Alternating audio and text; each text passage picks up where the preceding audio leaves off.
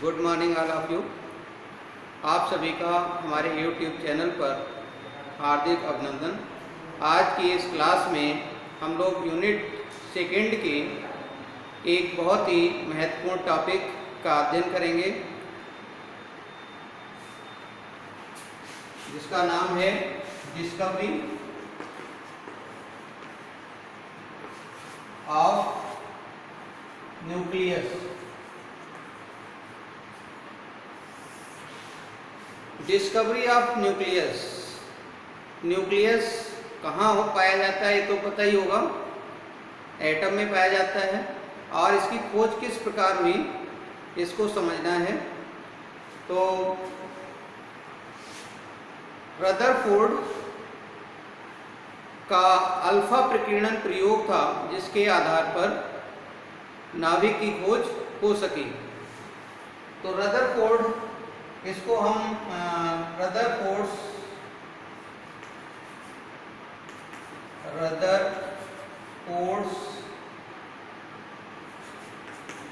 Alpha particle experiment,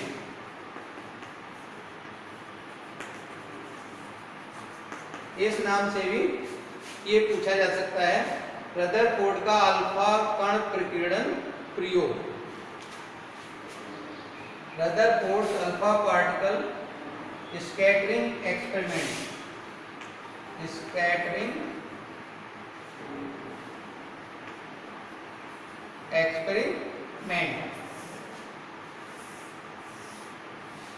Rutherford का alpha कण प्रकीर्णन प्रयोग, इसके आधार पर रदरफोर्ड ने सन 1911 में नाभिक की खोज की थी। क्या है ये एक्सपेरिमेंट, इसको समझ लीजिए।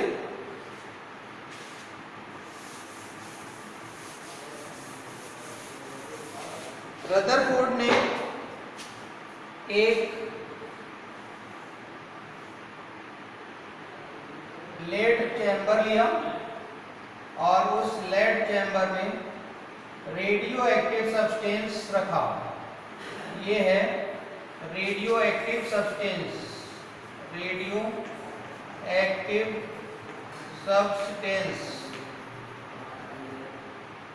एक्टिव सब्सटेंस क्या है इसके बारे में पहले सुना होगा। यानी वे पदार्थ जो प्रकृति में स्वतः ही अपने में से अदृश्य किरणें निकालते रहते हैं और विघटित होते रहते हैं, ऐसे पदार्थों को रेडियो एक्टिव पदार्थ कहते हैं। और ये घटना रेडियो एक्टिवता कहलाती है। और जो किरणें निकलती हैं वो अल्फा, बीटा और गामा होती हैं। तो यहाँ से रेडियो एक्टिव किरणें जो भी निकलेंगी उनको इन्होंने क्या किया, लेड प्लेटों के बीच से गुजारा। ये लेड प्लेट हैं और इन लेड प्लेट के बीच से गुजारा। और लेड प्लेट के बीच से गुजारने के बाद इन किरणों को एक सोने की पतली चादर के ऊपर से गुजारा। ये सोने की पतली चादर है, इसके ऊपर से गुजरने दिया।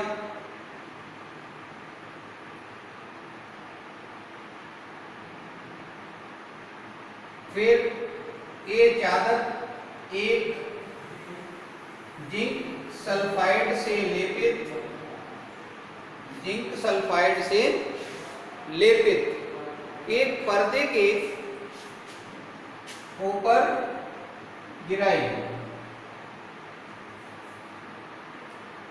ये जो किरण थी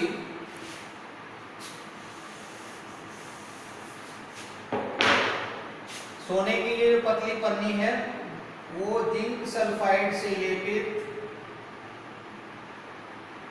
पर्दे के मध्य में रखी हुई है, इस तरह से।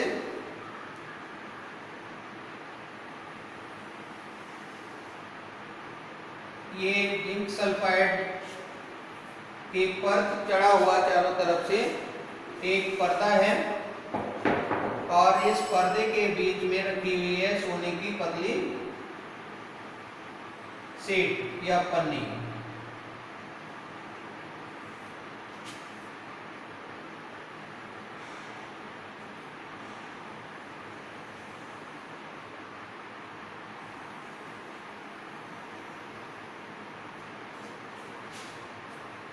तो जैसे ही ये किरण इस सोने की पतली पन्नी पर स्ट्राइक होती है, अधिकतर अल्फा पार्टिकल पर्दे की सतह पर, जो अंदर से सतह है, उस पर पहुंचते हैं और चमक उत्पन्न करते हैं। कुछ कण जो हैं अधिक कोण बनाते हुए विक्षेपित हो जाते हैं इस टाइप से। कुछ कण अपने ही मार्ग में वापस लौट आते हैं।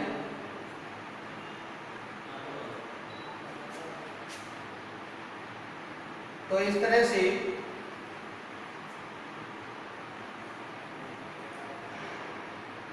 ये कई जगह पर चमक उत्पन्न होती है। इससे इन्होंने निष्कर्ष निकाला, 3 निष्कर्ष निकाले। ये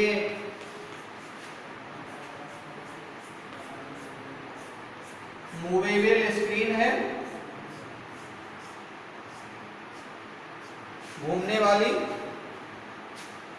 और ये है लेड प्लेट, लेड प्लेट।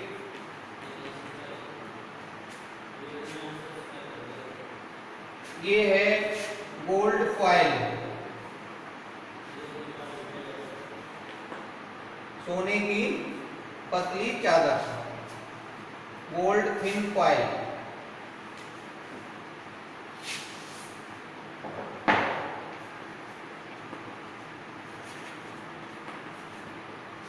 तो इससे उन्होंने 3 निष्कर्ष निकाले।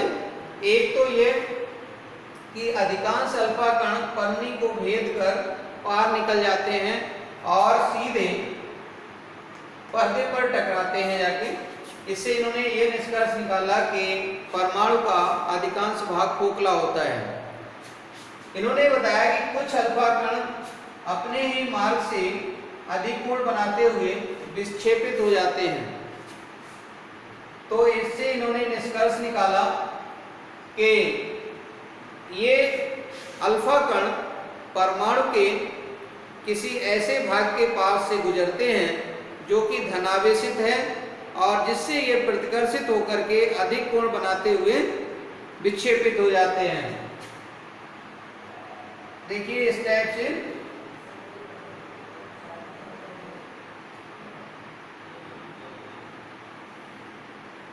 तो अधिक कोण बनाते हुए विक्षेपित हो जाते हैं। तीसरा इन्होंने ये निष्कर्ष निकाला कि बहुत ही कम ऐसे अल्फा कण थे जो अपने ही मार्ग में वापस आ जाते हैं। तो इससे इन्होंने निष्कर्ष निकाला कि ये अल्फा कण परमाणु के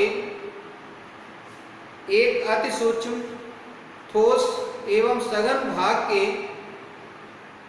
से टकराते हैं, जिसे ये भेद कर पार नहीं निकल पाते हैं और अपने ही मार्ग में वापस लौट आते हैं। इस ठोस सघन भाग को इन्होंने नाभिक कहा, और इन निष्कर्षों के आधार पर इन्होंने परमाणु पर अल्फा कणों के प्रकीर्णन को इस प्रकार समझाया है। ये बना लेना है और समझ लेना है इसको।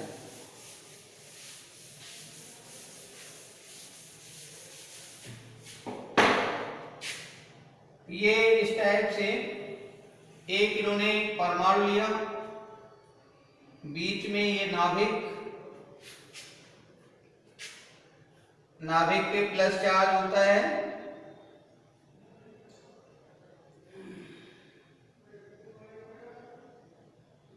ये अल्फा कण सीधे पार निकल जाते हैं, और जो नाभिक के पास से गुजरते हैं वो इस तरह से विक्षेपित हो जाते हैं।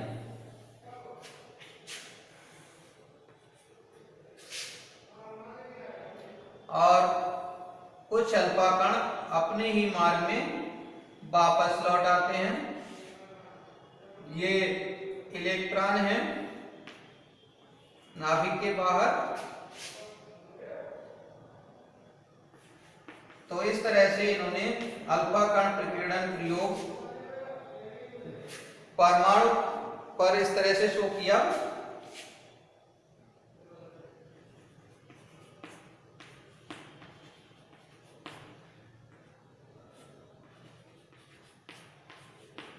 अल्फा कण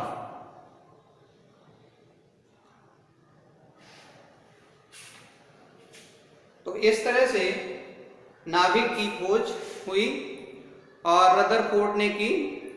और आज की इस क्लास में इतना ही। नेक्स्ट क्लास में फिर मिलेंगे।